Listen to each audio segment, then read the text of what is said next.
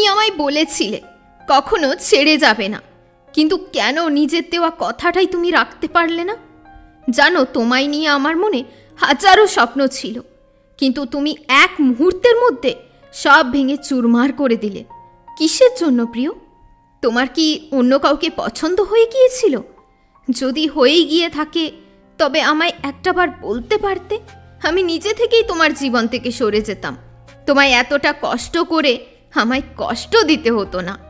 আমি তোমায় ভালোবাসি, তাই কখনোই তোমায় জোর করে নিজের কাছে বেঁধে রাখতে পারতাম না, কারণ আমি জানি প্রিয় মানুষগুলো কষ্ট দিলে কতটা কষ্ট হয়। তুমি আমাকে আপন ভাবা ছেড়ে দিয়েছ, কিন্তু আমি তো ছাড়িনি। আমি তো এখনও তোমায় শুধু আমার আপন মনে করি, আর তাই হয়তো বারবার কষ্ট পেয়ে যাই। একসাথে আমাদের সময় কাটানো, একসাথে ঘুরতে যাওয়া, তুমি সব ভুলে গেছো, কিন্তু আমি তো কিচ্ছু ভুলতে পারিনি। আমি কখনো তোমার কাছে কোনো কিছু চাইনি, শুধু চেয়েছিলাম অফুরন্ত ভালোবাসা।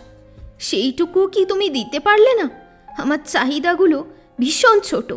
তুমি যদি আমার চাহিদা পূরণ করতে পারছো না, তাহলে হয়তো এখন যে তোমার প্রিয় হয়েছে তাকেও তুমি একদিন হারিয়ে ফেলবে।